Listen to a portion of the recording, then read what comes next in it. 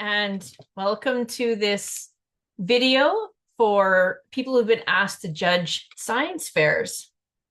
I am Adriana Sachin, and I have been an educator, a science teacher with Kelsey School Division in the PA and at Pasquia Cree Nation at Joey Ross School for over 30 years. I served as head judge at these local science fairs and then also at regional and provincial levels. And the reason why I'm making this video is even though I love science, I have not been able to figure out how to clone myself and be in multiple places at once. So hopefully this video can help future judges.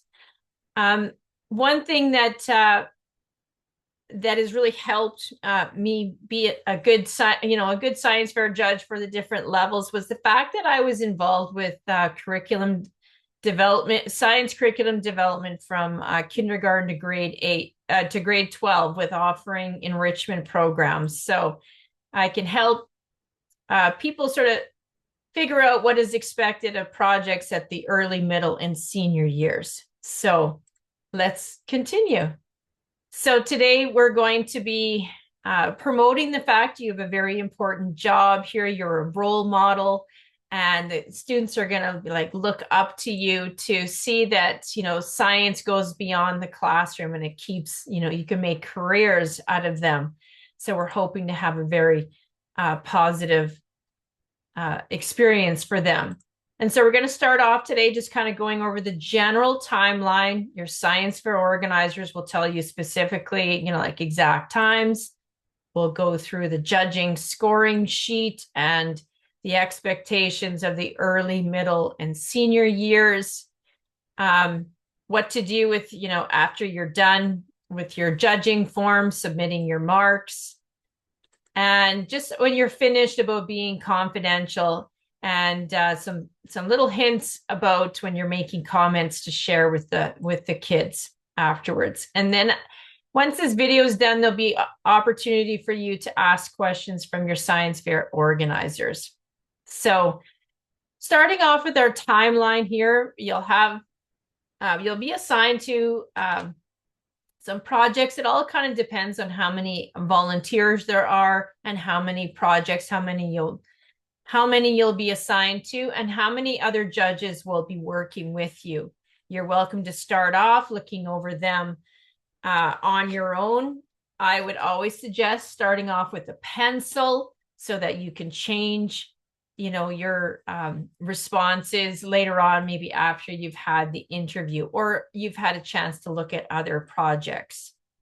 After you and the other judges you're going to be working with on that project, after you've all had your initial time to read it over, please get together with the judges that are also judging that project so that the kids only have to do their interview for you once, because they're usually very nervous.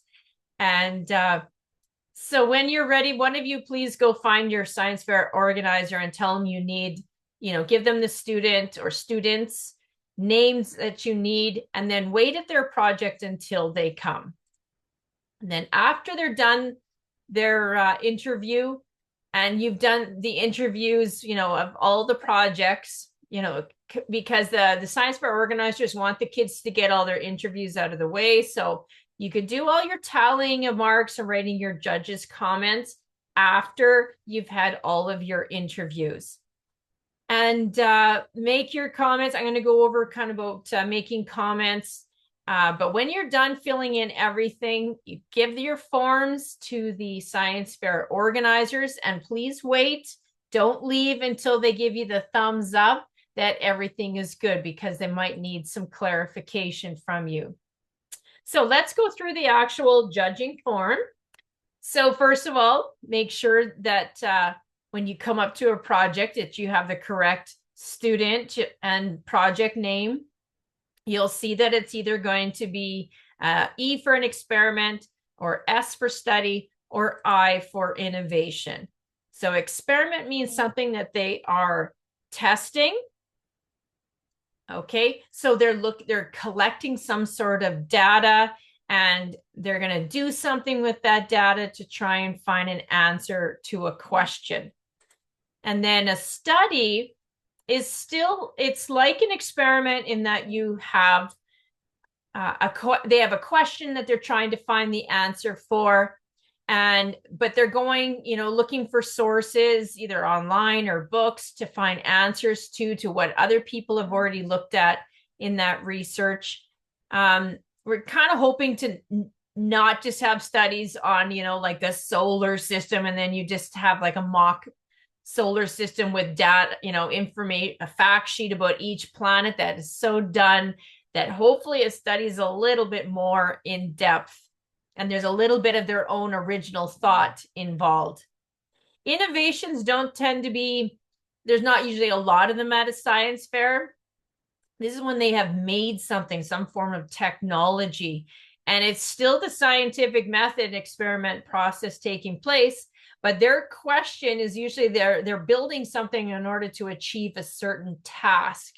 And then they go through a series of tests and refinements of their technology that they're trying to build until they can actually, perform the task.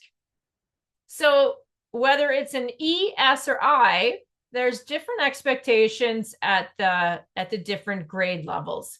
So whether you're in grade 3 or grade 11, we're always looking for, scientific thinking, that they are naturally looking for, they're asking why from their environment, that curiosity, and they're trying to find answers and communicate with others what they have found. So at an early years, the key things are all about exploration and curiosity. We do not want to dim the light on these budding scientists. So experiments are going to be very simple. The language used, the vocabulary, I do like to still see like the actual scientific method, like with a problem and a hypothesis. And you're going to see procedure, a lot of pictures and procedures that helps kids when they have troubles writing out, long-winded notes. But, we're noticing that we have development is emerging here. And so this is what we would kind of expect at a early years level here, that there would be curiosity and, there's some effort here. They're trying to describe what they've seen. Kids here, we tend to see a lot of differences. And if they have parents that have helped them and they have access to computers, they're going to be all nicely typed up, and the kids may or may not have typed them. We're not sure. Again, you can pick up a lot when you interview them if this is a kid that's really with it. But we don't want to take off marks with a kid who didn't have access to those computers, and or they wanted to write it out themselves, and you have very, primitive printing. We still give them that E for effort for trying. Okay. Middle years, now we're starting to see the scientific method building. We want to see an actual testable hypothesis, where they're only testing for one thing at a time. So, if I add fertilizer to the plant, and then I have two plants and one plant doesn't have fertilizer, gets plain water, and the other plant gets water and fertilizer, and then the same amount. And then we test them, measure their height every day for a month, something like that, where we're only testing for one variable. In that case, it would be the fertilizer. So we have variables here. We're going to see data tables where we want to see numbers, and then we want to see the numbers crunched into graphs, some sort of data analysis that would be expected by grade 4 through 8. Okay. And then, so this is what it would kind of look like here. Okay. So you're looking for, a clear procedure, a plan that they have executed. Okay. That they have the ability to explain their data analysis. And when they made their conclusions, that their conclusions are based on the facts that they actually found in their experiment. The facts, I mean, like the data. Okay, so this is this analytic thinking that we are seeing emerge in the middle years. And then by the time you get to the senior years, now we for sure should be seeing, complex experiments. For sure, all the vocabulary should be there: independent, dependent variable, controlled variables. We want to see qualitative descriptions, like of observations that they're watching with their eyes or listening to, as well as the quantitative observations where they're collecting data. Okay. It's not unusual to see like formulas being used now in the experiments. There's going to be relating into more scientific knowledge. So it should have been emerging in middle years that there would have been some background research before they made the testable hypothesis. And at senior years, for sure, your background research is going to be looking to see what other experiments were done already on what they're doing, so that you're not just doing an experiment of what's already been done. You're trying to build upon that. Okay, so that's what background research is. And then the key thing, what we want to see in the senior years is, I wish I knew how to make this go away. Hide video panel? No, that's not it. So sorry, I don't know how to make this little bar go away, but it's called the CER, or the claim evidence reasoning.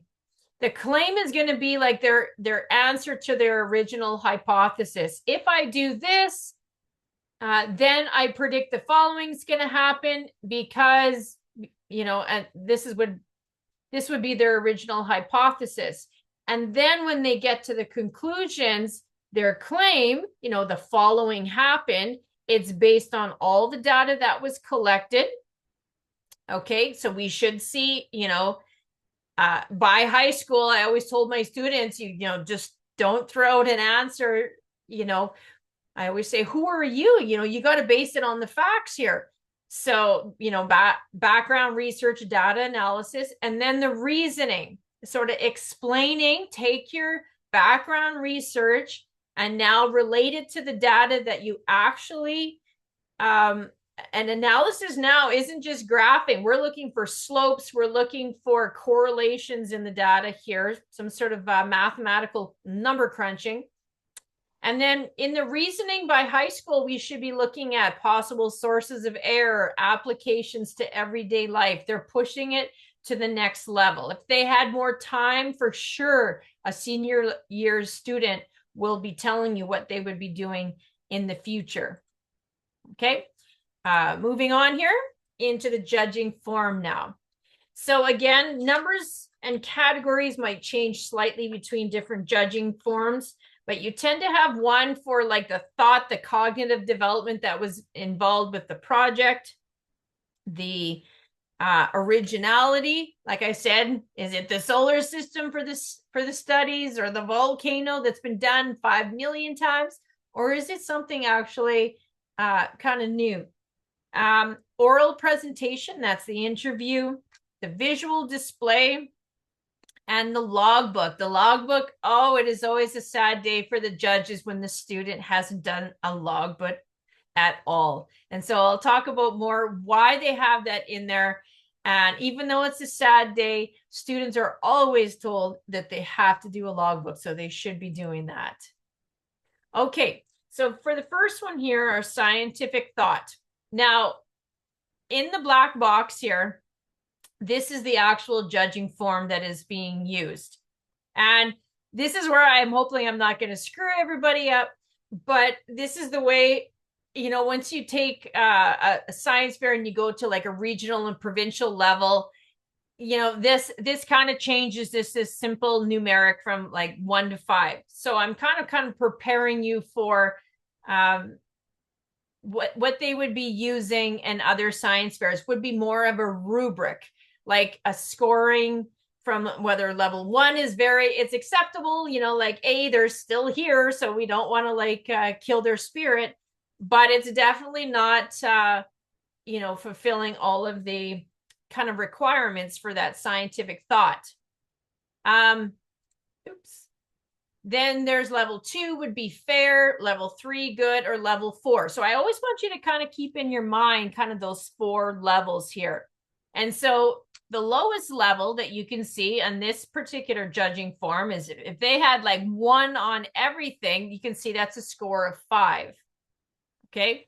And so here's where it kind of depends if it's going to be an experiment, a study, or an innovation. Okay.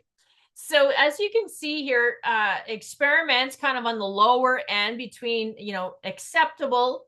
You can see it's like an experiment that's been kind of done before. And it's like the one I said about, a kid has 2 different types of bubble gum and wants to see which one, her friends liked or something like that. That's very level 1, but, good job. You're still here and, beautiful backboard and everything. Level 2, this is where there's a little bit more thought that has gone into the data analysis here. Maybe they've made some graphs, gone a little bit further. Level 3, they are now like actually showing a controlled experiment, right? Again, this is all age appropriate, right? We're going to be way more lenient on these levels with the early years. We're going to be moderately lenient with the middle years, and by senior years, we have like pretty high expectations. Okay, that's why there's like a range that's sort of in here.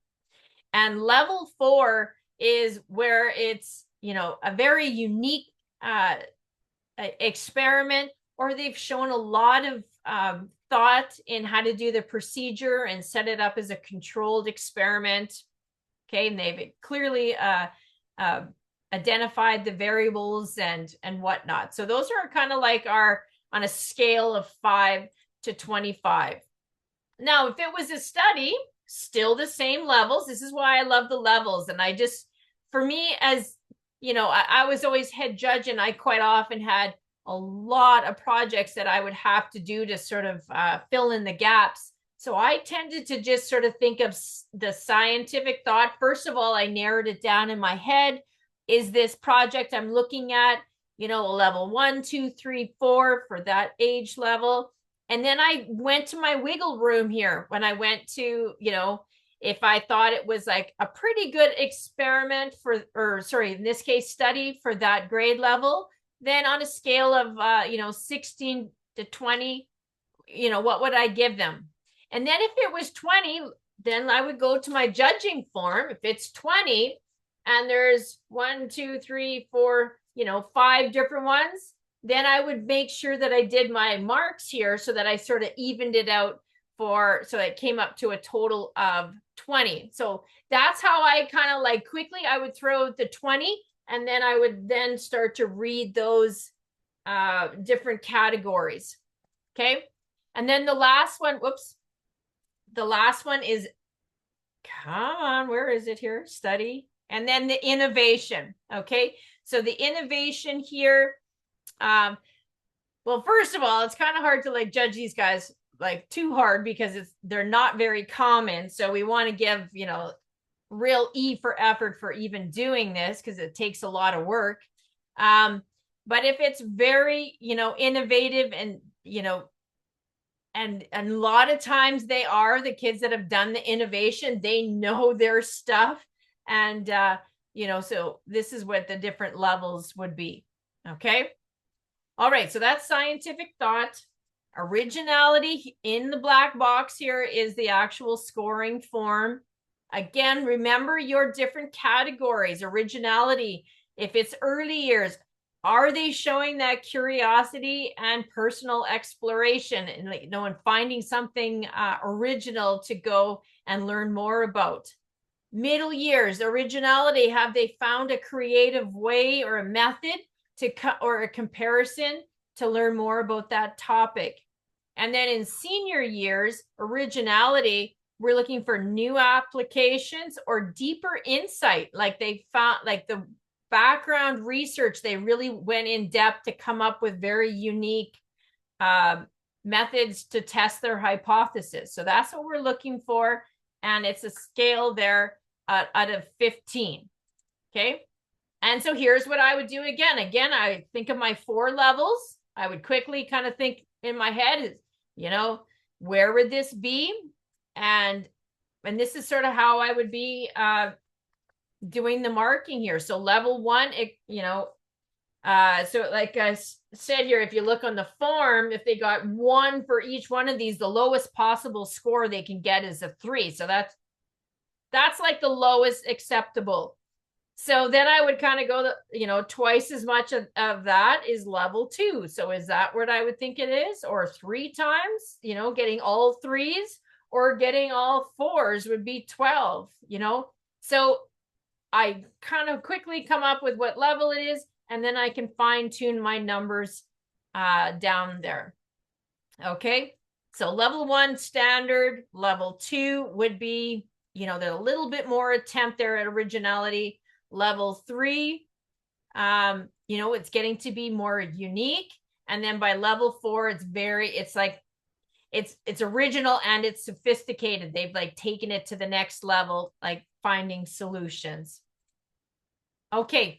So now after you would have done all of your part A, part B, heck, you can even do when we get to part D, the visual display and the logbook, you can do that before the kids come. This part here, the oral presentation, when you're ready to do this, remember you get the science fair organizers to go get the students. Okay. When they come in, remember that the kids are very nervous. If you're a very tall person, and this is say in early years, please try to make them less nervous. Get down on your knee, get down on their level, greet them with a smile. Okay. Just show something that, that you're a kind person to them. Okay. And quite often your science fair organizers will give you a list of questions, to ask, to dive in a little bit deeper. What I always like to do is, because a lot of kids have prepared for this interview, just let them give their interview.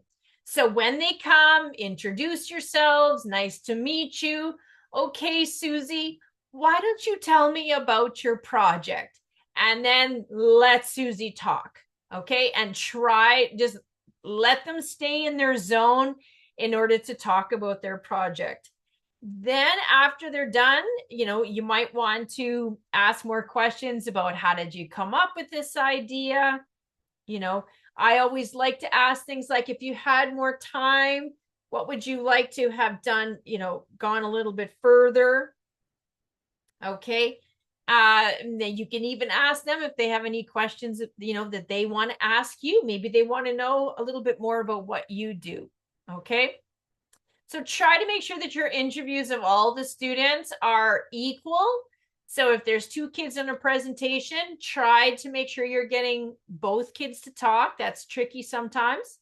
Then also, if you have, say, 3 or 4 projects, that you're spending the same amount of time on each one. Okay. And so you're looking for things like, can they explain their project? Like, it wasn't like parents did it necessarily for them, but also that they are comfortable with, like, say, terminology. Remember some of the vocabulary we were talking about at the different grade levels, like variables, at middle years would be expected. Senior, for sure, they would know all of those. Okay. All right. Now, you could have already done the visual display. This is a very high rating for visual display here, 25 marks. Quite often, when you get to higher levels, regional and provincial, so quite often you'll see more in the scientific thought category, more marks there and less for the other ones. Like I said, the numbers will sometimes change depending on the grade level and what level of science fair. So for this one here, it's at 25, and you can see how you're looking for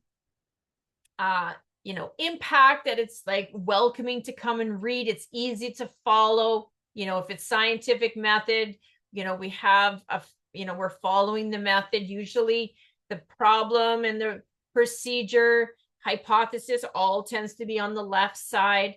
In the center, look, if they've used pictures for procedure, quite often that's in the middle, but the middle should be like where all your data and data analysis should be. And then over on the right side would be like where the analysis of the data, conclusions, applications, their name and school, and that will be on there as well. So in front, it's nice if the display has, some of their data is, whether they were growing plants or maybe they were mixing, doing some work with density and different colors and layering. You can see it there, but quite often it's also nice in the interview that they actually have shown you what they have done, if it was a demonstration that they could do. Okay. Look for definitely age appropriate. If we are middle years and senior years where we are expecting research to be done before they actually started their project, there should be a bibliography and acknowledgements. It's supposed to be right on the board, usually over on the right-hand side. Sometimes students will put that in their logbook. So you might want to look for it there. Okay. The logbook, again, very sad when a kid doesn't have one at all. The whole point about the logbook, though, is because science fair is like, anyone who's ever done a science fair knows that it doesn't just go, tickety boo. Like you try something and it fails, and then you refine it and you try again, and it's like sort of works, and you refine it again, and you got to keep, it's a process. And so what we're looking for here, judges, we're looking for a process, that the science fair project wasn't just done the night before, that there has been some cognitive development, some skill development as, the project kind of went on from week 1 to week 2. That is why there is a logbook. Okay. So look for a reflection that there's been some learning taking place here. Okay, so after you've finished up all those parts, total up your scores. Remember, your organizers are busy, so do this for them. Check with your other judges. If there's huge discrepancies in, say, between the judges, where you have like 2 out of the 3 judges had marks, way up in the 90s, and then you had one judge who had a mark in the 50s or 60s, as a head judge, I would have been called in, because that's going to be a red flag. Okay. Why is it so? Do we have judges that are being way too kind, and one that's more realistic? So when we have huge discrepancies, you're actually making more work for the organizers and the head judge. So just sort of do it. You don't have to all be the same, but we shouldn't have really radical differences. Okay, now it's time for comments. And I remember before, the science fair organizers, they called it the comment Oreo sandwich, where we want to have a positive and a positive. So start with a positive and end with a positive, and in between kind of insert your, well, it's not really a negative, but we're going to try and make it more like constructive criticism. Okay. And we're still going to watch the language so that it's not written in negative language here. Okay. So you're writing about like your overall impression, what you like to have seen either in what you liked in the project, looking at the board or from their interview. And the little negative in the middle there is your area of improvement, about what you would like to, if they wanted to get a little bit high score, what could they do? So here's some comments about how you're going to make your Oreo sandwich. And I want you to remember that, the score is important for coming up with who's going to win first, second, and third. But it's these judges' comments that mean the world to these kids. They are going to remember your comments. So please take the time to do them in a positive way.